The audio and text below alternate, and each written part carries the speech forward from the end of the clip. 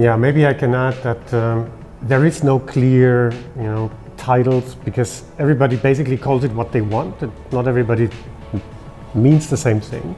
We also would not interfere ourselves in the writing process by rewriting ourselves, which, if you want any definition, is what script doctors do. That's why script consultant, although it's not a great title, we use it for lack of a better one.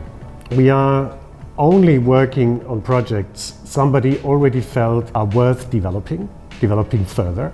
So our job is to help in that development and not to decide whether something is good enough to be developed.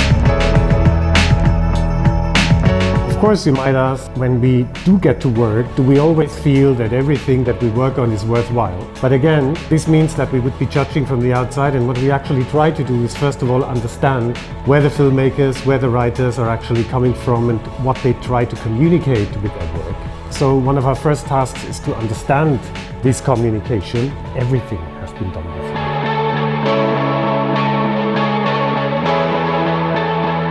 If you think about it, since the 1960s, people talk about the death of the author. So you could say nothing's new anymore, and in a way that's true. But there is also the idea of looking at something in two aspects, the local and the universal, or the local and the global, which made this new fancy word, or not so new anymore, glocal. There is always a local aspect. So I think the combination of something very specific and something very universal that is filtered through the individual sensibility of a creative mind.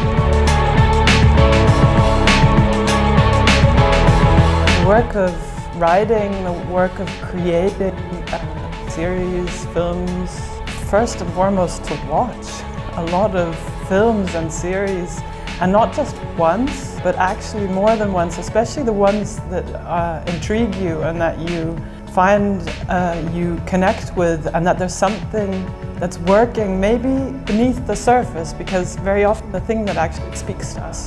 Series, films, the best advice I think, or the advice that I feel most comfortable giving, is really to watch a lot and to rewatch and to try and figure out what's actually at work here. And beyond that, really to write, if you are in the business of writing and creating. When you start out, of course, you're looking for people to learn from. And in addition to what Francoise said, watching a lot, watching it repeatedly, analyzing your own viewing and understanding. I think it's important not to take anyone as a guru, including us. So I feel staying connected to your critical faculties and not believing anyone just because they are supposed to know is very important, even in the phase where you are still not very experienced.